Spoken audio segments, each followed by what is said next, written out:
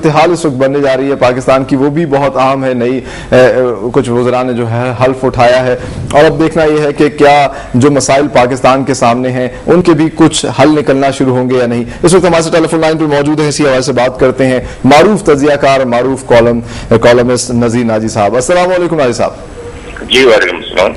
नाई साहब, Usama bin Laden पे तो बहुत बात हुई, मैं आपसे थोड़ी सी बात करना चाहूंगा। पहले जो नया काबीना के अंदर वफाकी वज़रा की जो शमूलियत हो रही है, आप किस तरह देखते हैं? क्या जो मसाइल पाकिस्तान जिनका सामना है अब उनका कुछ हल निकलना शुरू होगा या ये अपने मफादात हैं?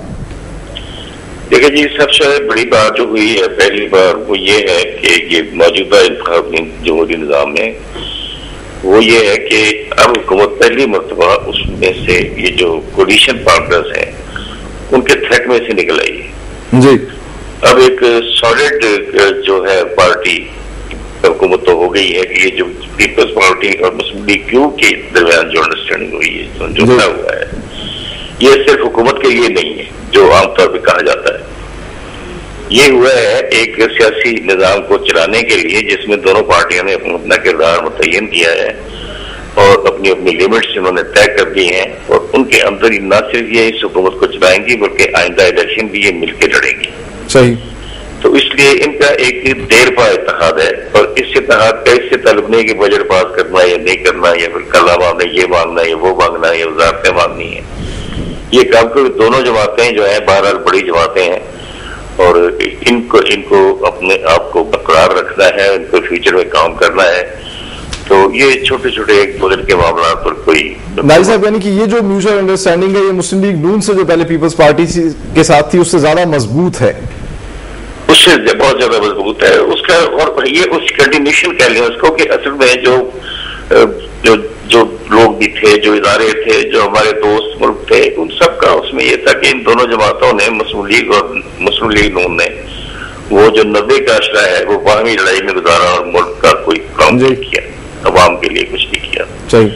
तो तस्वीर ये था कि अब इन्हें झगड़े से निकाल के इन्हें पार्टनरशिप में लाया जाए।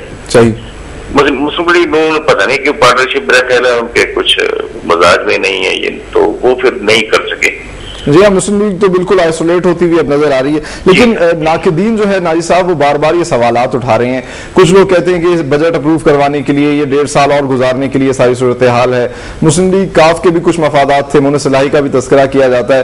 तो ये चीजें भी तो मतलब दोनों बातें पहले जुमले वाजे कर दिए हैं कि न ये कैबिनेट के लिए है न ये बजट के लिए है। सही। ये इत्तेहाद लॉन्ग टर्म अंडरस्टैंडिंग के तहत हुआ है और लॉन्ग टर्म ऑब्जेक्टिव्स के लिए हुआ है। सही। तो उसमें बाद में ये चीजें तो आएंगी नहीं, बजट तो पास होना ही है, बजट एक सानवी चीज है इस ऐसे इत्तेहाद के अंदर, वो होना है। थर्ड का इलेक्शन भी उसमें आएगा। अच्छा, दूसरा जो आपने ये मुनसलाही करते हैं, मुझे ये इस बात की समझ नहीं आती कि मुनसलाही का केस चालान होकर अदालत में जा चुका है जी।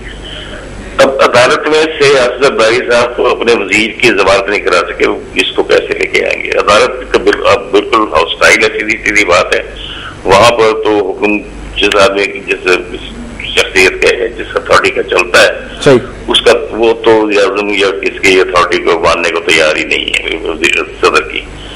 तो ये उन्हें भी पता है, चौधरी बिरादरान को भी, कि ये तो थ्रू प्रोसेस ऑफ लॉ ही ये कानूनी तकाजे पूरे करके ही मुझे को हरा सकते हैं, किसी सिफारिश को आ नहीं सकते। अच्छा, आपने म्यूचुअल अंडरस्टैंडिंग की बात की। अगर देखा जाए तो इस वक्त काफ लीग में भी कुछ लोग हैं, तारिक अजीम साहब, मारवी मेमन साहब, जो कि इस सारे ये जो मुश्तरका हुकूमत बनने जा रही है इसके खिलाफ है। पीपल्स पार्टी में भी एक तबका है जो कि इसके खिलाफ है। तो आप समझते हैं कि म्यूचुअल अंडरस्टैंडिंग बड़ी मजबूत आगे रहेगी या कुछ अरसे बाद फिर मामलात वही होना शुरू हो जाएंगे? ये 2-4 बजट सेशन में पता चल जाएगा। ये बहुत कहा जाता था कि इसमें इख्तिलाफ है, ये है, वो है, लेकिन आपने देख लिया ये सारे खुलकर सामने आ गए हैं, वाज़ेह होकर सामने आ गए हैं। सही। बाकी तारिक अजीम साहब या इस तरह के जो 2-4 लोग हैं उनके अपने अपने टारगेट्स, अपने ये कारोबारी लोग हैं ही, इनके तो बिल्कुल दूसरी तरह के उनकी पाकिस्तान में कोई सीट नहीं है तारिक अजीम साहब की। ये शहजाद साहब के दोस्त की हैसियत से आए थे और सेनेटर बनकर ही आए थे, वरना तो ये पाकिस्तान में रहते ही नहीं है। सही।